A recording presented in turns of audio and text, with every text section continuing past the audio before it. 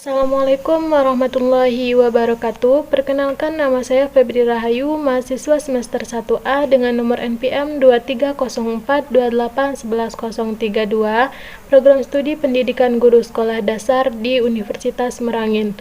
Pada video kali ini saya akan membahas tentang konsep HAM, demokrasi dan penegakan hukum di Indonesia, yaitu subtopik dari mata kuliah Konsep Dasar IPS dengan dosen pengampu Bapak Yudhistira Ahmad, MPD. HAM adalah sebuah konsep hukum dan normatif yang menyatakan bahwa manusia memiliki hak yang melekat pada dirinya karena ia adalah seorang manusia. Konsep HAM berakar dari penghargaan terhadap martabat manusia sehingga menempatkan sebagai subjek bukan objek, yang dipandang sebagai makhluk yang dihargai dan dihormati tanpa membedakan jenis kelamin, ras, ideologi, suku bangsa, bahasa, dan lainnya. HAM yang dianut di Indonesia bersumber dari Pancasila sebagai filsafat bangsa dan negara. Secara konseptual, HAM yang terkandung dalam Pancasila menyatakan aspek manusia sebagai makhluk individu dan sosial. Pengakuan tersebut secara prinsipial tercermin dalam sila kedua Pancasila, yaitu yang berbunyi kemanusiaan yang adil dan beradab. Negara Indonesia sudah menjadi negara hukum yang demokratis. Langkah pertama untuk membuktikan bahwa jawaban ini beralasan adalah mencari kriteria tentang negara hukum yang demokratis. Menurut konferensi di Bangkok pada tahun 1965, syarat-syarat dasar yang harus dipenuhi oleh negara hukum demokratis adalah: yang pertama, adanya proteksi konstitusional, merupakan adanya perlindungan dari negara kepada rakyat mengenai hak-hak asasi secara konstitusional.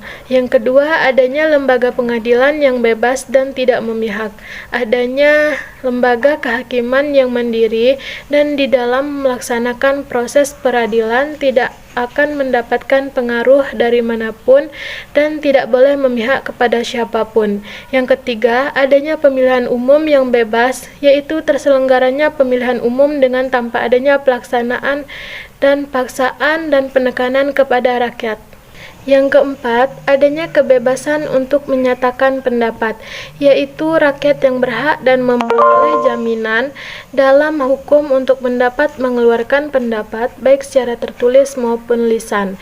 Yang kelima, adanya kebebasan berserikat dalam melakukan oposisi, yaitu adanya jaminan dalam hukum bagi rakyat untuk mendirikan perserikatan atau partai politik yang didirikan tersebut, dan rakyat mempunyai kebebasan melakukan oposisi atau kritik yang membangun.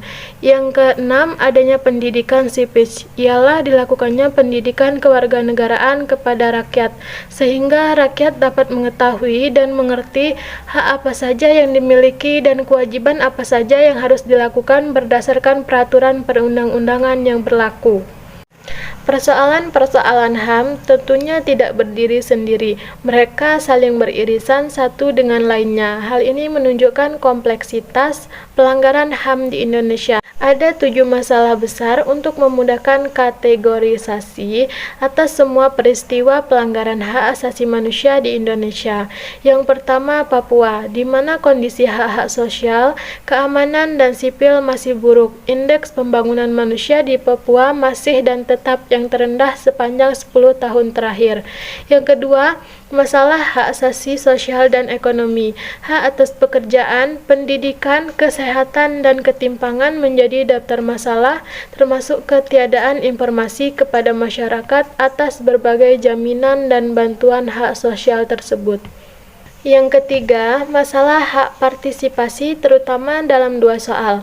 Partisipasi dalam kegiatan politik seperti pemilihan kepada kepala daerah yang semakin subur dan kampanye identitas ras atau kepercayaan selama ini.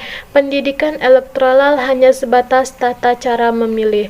Yang keempat, masalah klasik yang tak satupun pemerintah di masa reformasi ini berhasil menanganinya, yaitu pelanggaran HAM dan terjadi di masa lalu yang belum diselesaikan hingga saat ini. Yang kelima, masalah hak atas lingkungan hidup yaitu hak atas tanah, air, dan pengakuan hak masyarakat adat. Yang keenam, masalah integrasi dan berkumpul, berekspresi dan menyampaikan informasi. Tahun terakhir, angka penyiksaan, pembunuhan, peradilan yang sesat bertumbuh subur. Yang ketujuh, hak kelompok minoritas dan kepribadatan. Demokrasi Pancasila yang dianut di Indonesia secara ringkas adalah sistem demokrasi yang dilaksanakan berdasarkan musyawarah atau mufakat bagi kesejahteraan rakyat. Kebebasan individu dijamin namun tidak bersifat mutlak karena disesuaikan dengan tanggung jawab sosial. Penegakan hukum adalah proses dilakukannya upaya tegaknya atau berfungsinya norma-norma hukum secara nyata sebagai pedoman pelaku hubungan hukum dalam kehidupan bermasyarakat dan bernegara. Penegakan hukum merupakan usaha untuk mewujudkan ide dan konsep-konsep hukum yang diharapkan. Demokrasi dan negara hukum adalah dua konsepsi yang saling berkaitan, yang satu sama lainnya tidak dapat dipisahkan. Pada konsepsi demokrasi, di dalamnya terkandung prinsip kedaulatan rakyat, sedangkan di dalam konsepsi negara hukum terkandung prinsip negara hukum demokrati. Mekanisme penegakan hukum juga mampu melindungi hak warga negaranya dari ketidakadilan dengan prinsip kemanusiaan dan saling menghormati terhadap keberlangsungan hukum yang ada. Baiklah, sekian presentasi dari saya mengenai konsep HAM, demokrasi, dan penegakan hukum di Indonesia. Semoga bermanfaat bagi teman-teman semua. Wassalamualaikum warahmatullahi wabarakatuh.